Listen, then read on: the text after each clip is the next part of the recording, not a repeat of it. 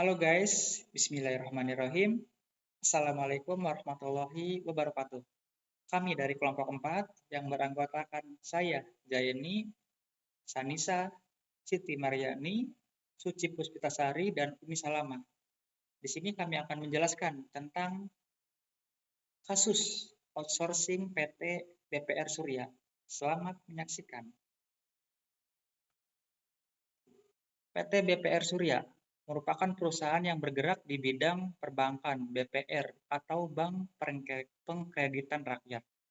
Nah, saat ini Pak Wahono, beliau menjabat sebagai Direktur PT Surya, sedang mengevaluasi kemungkinan melakukan outsourcing untuk beberapa tenaga kerjanya. Outsourcing diharapkan bisa mengurangi biaya tenaga kerja meskipun outsourcing mungkin dirasakan tidak adil bagi pekerja yang sudah mengabdi kepada PT Surya tersebut. Nah, di sini ada latar belakangnya, mohon disimak. PT Surya ini merupakan bank yang bergerak di bidang bank BPR atau Bank Pengkreditan Rakyat. Saat ini, total aset pada tahun 2012 mencapai 150 miliar rupiah. Wow, amazing.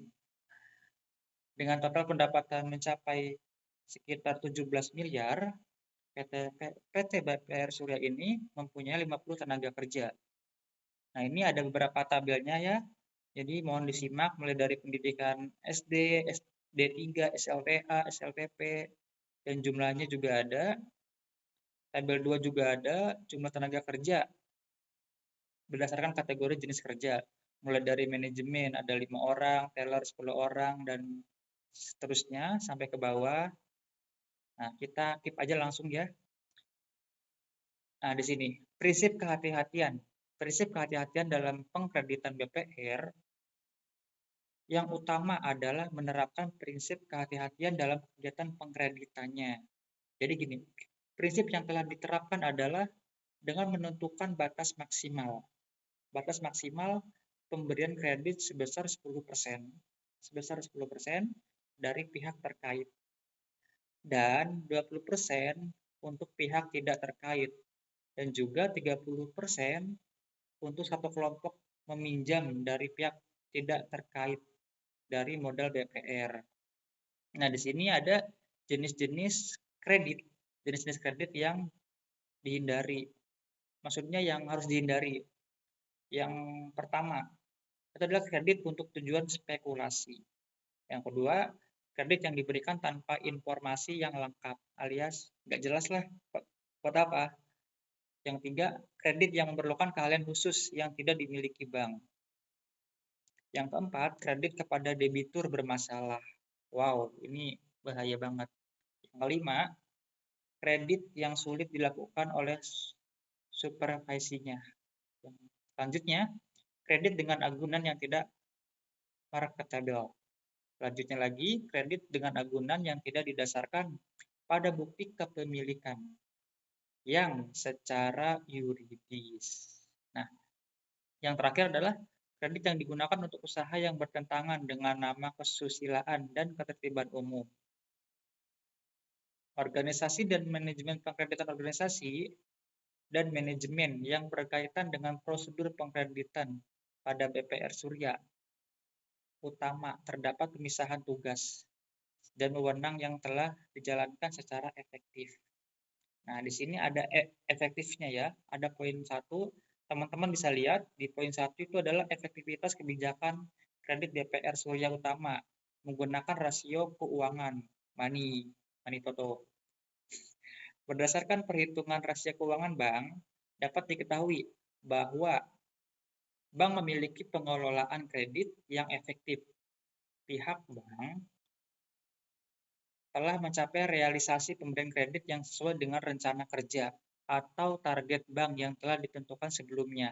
Nah, hal ini dapat disimpulkan melalui perhitungan efektivitas kinerja keuangan BPR Surya Arta Utama dari tahun 2012 sampai tahun 2014 yang menunjukkan bahwa tingkat efektivitas kinerja keuangan dalam pemberian kredit sudah efektif. Nah, di sini pun ada Nah, karena memenuhi batas ketentuan Bank Indonesia, yaitu 85% sampai 110%. Nah, yang paling tengah adalah apabila, kita keep aja langsung, apabila LDR, kayak hubungan jarak jauh dong. Apabila LDR mengalami kenaikan, maka pendapatan juga mengalami kenaikan, diikuti dengan kenaikan nilai ROA dan penurunan nilai BOPO. Apabila nilai LDR rendah, maka profitabilitas yang akan diterima oleh pihak bank juga dalam posisi yang tidak maksimal. Hal ini terjadi karena kurang optimalnya manajemen dalam proses pengelolaan kredit dan profitabilitas. Hal ini dapat tercermin pada rate return on loans yang semakin turun. ROE mengalami penurunan, sedangkan NPM mengalami peningkatan dan GPM mengalami fluktuasi. Nah, terjadinya fluktuasi ini penting dicatat buat teman-teman, karena terjadinya kredit bermasalah atau kredit yang diberikan tidak kembali pada waktunya. Alias kita ngasih kredit nih, yang katanya nggak taunya udah lewat jatuh tempo tapi nggak dibalikin. Nah, serta tingginya beban operasional perusahaan yang tidak senada dengan pendapatan operasionalnya. Profitabilitas perusahaan dipengaruhi oleh pendapatan operasional yang lebih rendah dibandingkan dengan beban operasional perusahaan. Ya, poin 2 adalah BPR Surya Arta Utama telah menerapkan kebijakan kredit yang efektif. Pada penerapan kebijakan kredit BPR Surya Arta Utama menerapkan kebijakan umum perihal 1. Prinsip kehati-hatian. 2. Organisasi dan manajemen pengkreditan. 3. Kebijaksanaan persetujuan kredit. 4. Dokumentasi dan administrasi. 5. Pengawasan kredit. 6. Penyelesaian kredit bermasalah. Sekian, terima kasih. Outsourcing adalah pendelegasian operasi dan manajemen harian dari suatu proses bisnis kepada pihak luar atau perusahaan penyedia jasa outsourcing. Melalui pendelegasian, maka pengelolaan tak lagi dilakukan oleh perusahaan, melainkan dilimpahkan kepada perusahaan jasa outsourcing. Outsourcing adalah salah satu hasil samping dari bisnis proses reengineering. BPR adalah perubahan yang dilakukan secara mendasar oleh suatu perusahaan dalam proses pengelolaannya, bukan hanya sekedar melakukan perbaikan. BPR adalah pendekatan baru dalam manajemen yang bertujuan meningkatkan kinerjanya, yang sangat berlainan pendekatan lama, yaitu Continuous Improvement Process. BPR dilakukan untuk memberikan respon atas perkembangan ekonomi secara global dan perkembangan teknologi yang demikian cepat sehingga berkembang persaingan yang bersifat global dan berlangsung sangat ketat. Dari pengertian di atas, maka dapat ditarik suatu definisi operasional mengenai outsourcing, yaitu suatu bentuk perjanjian kerja antara perusahaan pengguna jasa dengan perusahaan penyedia jasa, di mana perusahaan pengguna jasa meminta kepada perusahaan penyedia jasa untuk menyediakan tenaga kerja yang diperlukan untuk bekerja di perusahaan pengguna jasa dengan membayar sejumlah uang dan upah atau gaji tetap dibayarkan oleh perusahaan penyedia jasa. Pada dasarnya, tujuan utama suatu perusahaan melakukan outsourcing adalah untuk meningkatkan kemampuan dan keunggulan kompetitif perusahaan agar dapat mempertahankan hidup dan berkembang. Mempertahankan hidup berarti tetap dapat mempertahankan pangsa pasar, sementara berkembang berarti dapat meningkatkan pangsa pasar dengan tujuan strategis ialah bahwa dengan melakukan outsourcing, perusahaan ingin meningkatkan kemampuannya berkompetensi atau ingin meningkatkan atau sekurang-kurangnya mempertahankan keunggulan kompetitifnya. Kompetisi antara perusahaan umumnya menyangkut 3 hal, yaitu harga produk, mutu produk, dan layanan. Oleh karena itu, pekerjaan harus diserahkan kepada pihak yang lebih profesional dan lebih berpengalaman daripada perusahaan sendiri dalam melaksanakannya. Jenis pekerjaan yang diserahkan, tidak sekedar pihak ketiga saja. Assalamualaikum warahmatullahi wabarakatuh. Selamat malam teman-teman semua. Selamat malam Ibu Endi. Perkenalkan, nama saya Sanisa. Saya akan melanjutkan materi dari Kak Ani, yaitu bagian 3 tentang hubungan kerja. Apa sih hubungan kerja? Hubungan kerja adalah hubungan antara pekerja dengan pengusaha yang terjadi setelah adanya perjanjian kerja. Nah, dalam pasal 1 angka 15 Undang-Undang Nomor 13 Tahun 2003 tentang ketenaga kerjaan disebutkan bahwa hubungan kerja adalah hubungan antara pengusaha dengan pekerja atau buruh. Berdasarkan perjanjian kerja yang mempunyai unsur pekerjaan, upah, dan perintah. Hubungan kerja terjadi karena adanya perjanjian kerja antara pengusaha dan pekerja atau buruh. Dari pengertian tersebut, jelaslah bahwa hubungan kerja sebagai bentuk hubungan hukum lahir atau tercipta setelah adanya perjanjian kerja antara pekerja dan pengusaha. Hubungan kerja tidak merugikan salah satu pihak, khususnya tenaga kerja. Pasal 65 ayat 6 dan ayat 7 Undang-Undang Nomor 13 Tahun 2003 tentang ketenaga kerjaan mengatur hubungan kerja dalam pola outsourcing. Nah, harus merupakan perjanjian kerja tertulis antara tenaga kerja dan penyedia jasa tenaga kerja yang didasarkan atas perjanjian kerja waktu tertentu atau perjanjian kerja waktu tidak tertentu yang memenuhi persyaratan pada pasal 59 Undang-Undang Nomor 13 Tahun 2003 yang berbunyi 1. Perjanjian kerja untuk waktu tertentu hanya dapat dibuat untuk pekerjaan tertentu yang menurut jenis dan sifat atau kegiatan pekerjaannya akan selesai dalam waktu tertentu, antara lain A.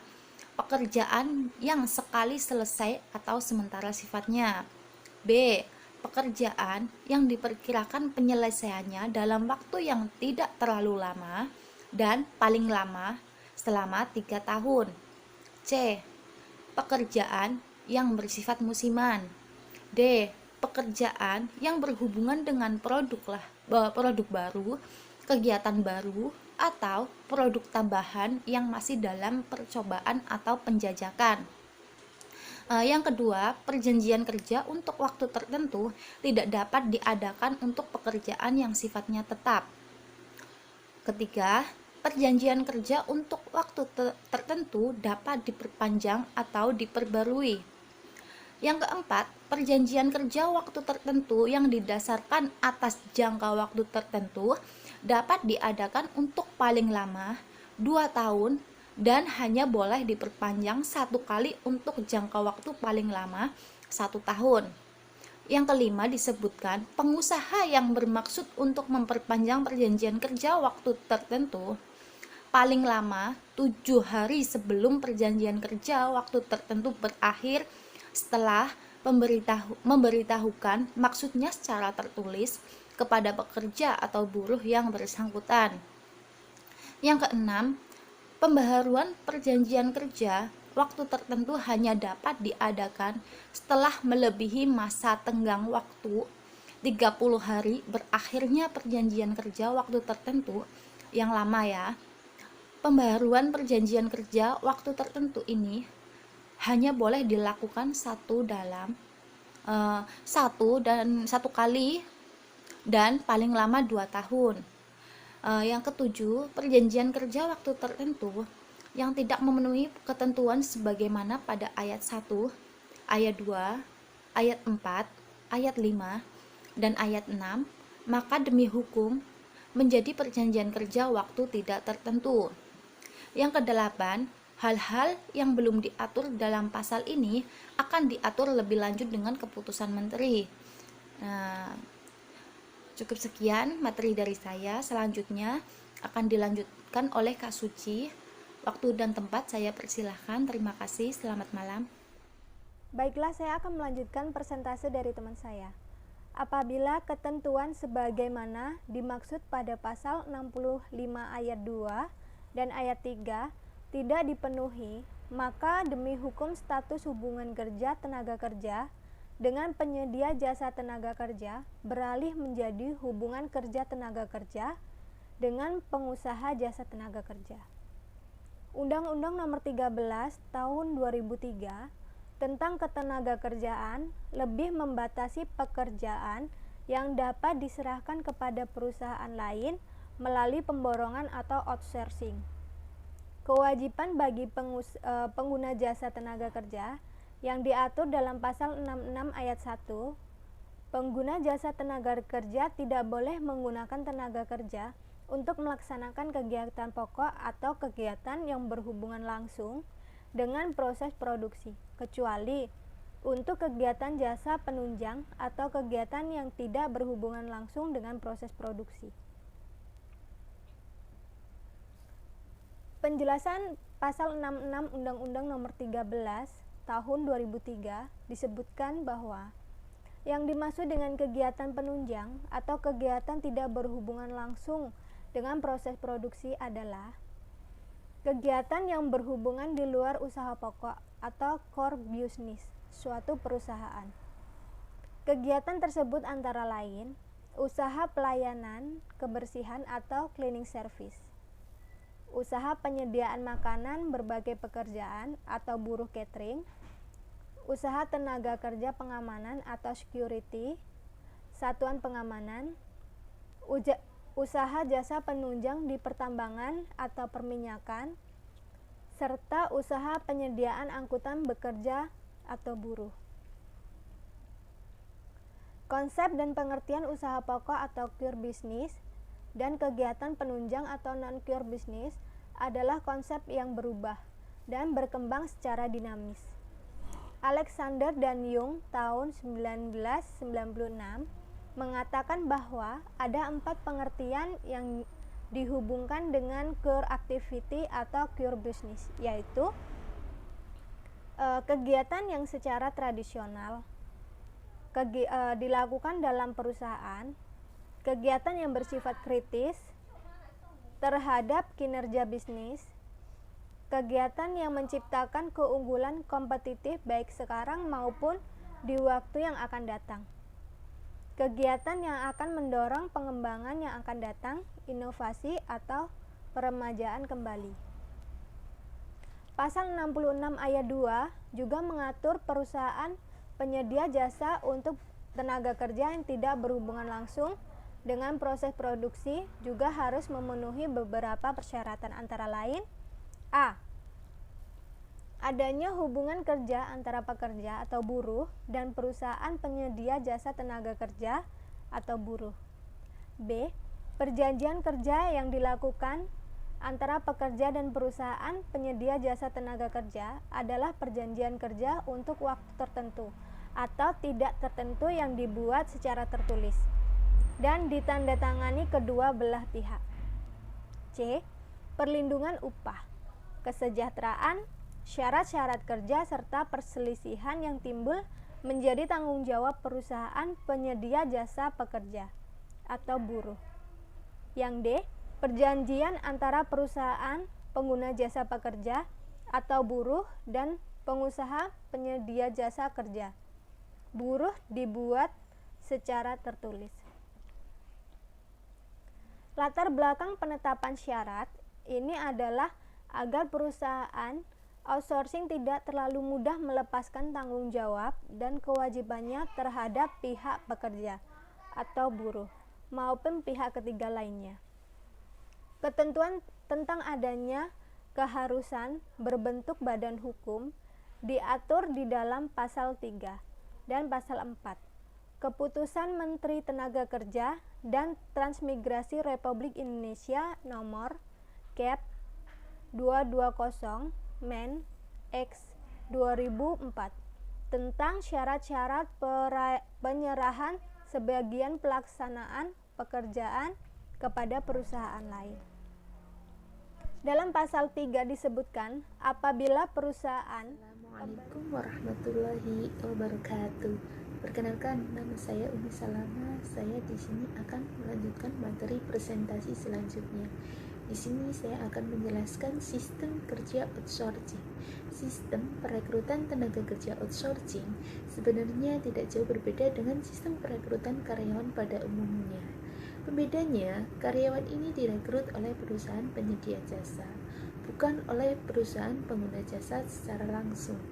Nanti, oleh perusahaan penyedia jasa, karyawan ini akan dikirimkan ke perusahaan lain, klien yang membutuhkan. Dalam sistem kerja ini, biasanya perusahaan outsourcing melakukan pembayaran terlebih dahulu kepada karyawan. Selanjutnya mereka menagih ke perusahaan yang membutuhkan jasa mereka. Karyawan outsourcing biasanya bekerja berdasarkan kontrak dengan perusahaan penyedia jasa, bukan dengan perusahaan pengguna jasa. Bagi Anda yang berminat untuk mencari pekerjaan via perusahaan outsourcing, sebelum melakukan atau menandatangani surat perjanjian, sebaiknya perhatikan poin-poin berikut ini. Yang pertama, jangka waktu perjanjian dan jam kerja. Peraturan mulai jam kerja dan waktu istirahat. Yang kedua, gaji dan tunjangan, jumlah yang akan diterima serta waktu pembayaran sesuai dengan yang disepakati dan tidak dipotong oleh perusahaan outsourcing. Yang ketiga, tugas dan posisi. Di sini kita tugasnya sebagai apa dan posisinya sebagai apa. Yang keempat, lokasi. Menurut pasal 66 ayat 2 huruf C Undang-Undang Nomor 13 Tahun 2003, penyelesaian perselisihan yang timbul menjadi tanggung jawab perusahaan penyedia jasa. Jadi, walaupun yang dilanggar oleh karyawan outsourcing adalah perusahaan pemberi pekerjaan, yang berwenang menyelesaikan perselisihan tersebut adalah perusahaan penyedia jasa.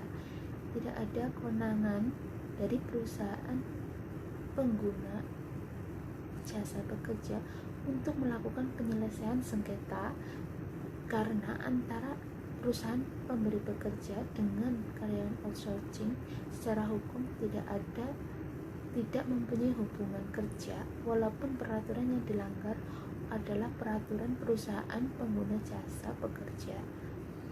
Kesimpulan, Menakertan menjelaskan terdapat 5 jenis pekerjaan yang boleh dilakukan secara outsourcing. 5 jenis pekerjaan tersebut terdapat dalam Undang-Undang Nomor 13, yaitu cleaning service, transportasi, keamanan, catering, jasa migas. Kesimpulan, kerugian dan keuntungan. Di sini sistem outsourcing juga mempunyai keuntungan dan kerugian. Keuntungannya, dengan menggunakan tenaga kerja outsourcing, perusahaan tidak perlu repot menyediakan fasilitas maupun tunjangan makan hingga asuransi kesehatan BPJS kesehatan, sebab yang bertanggung jawab adalah perusahaan outsourcing itu sendiri. Kerugiannya, merugikan karyawan outsourcing. Selain tidak ada jenjang karir, terkadang gaji mereka dipotong oleh perusahaan induk. Bayangkan, presentasi potongan gaji ini biasanya mencapai 30% sebagai jasa bagi perusahaan outsourcing. Celakanya, tidak semua karyawan outsourcing mengetahui berapa besar potongan gaji yang diambil oleh perusahaan outsourcing atas jasanya memberi pekerjaan ke di perusahaan lain itu. Oke, cukup sekian ini presentasi dari saya. Untuk selanjutnya sesi tanya jawab. Alhamdulillah, saya ucapkan terima kasih kepada teman-teman yang masih on alias tidak ngantuk. Cukup sekian dan terima kasih presentasi dari kami. Apabila ada kesalahan dan kekurangan atau tidak puas dengan presentasi kami mohon minta maaf yang sebesar-besarnya karena kami masih tahap belajar. Dan untuk selanjutnya adalah sesi tanya jawab. Diperkenankan atau dipersilakan kepada teman-teman yang ingin bertanya. Insya Allah tim kami akan menjawabnya dengan semaksimal mungkin. Wassalamualaikum warahmatullahi wabarakatuh.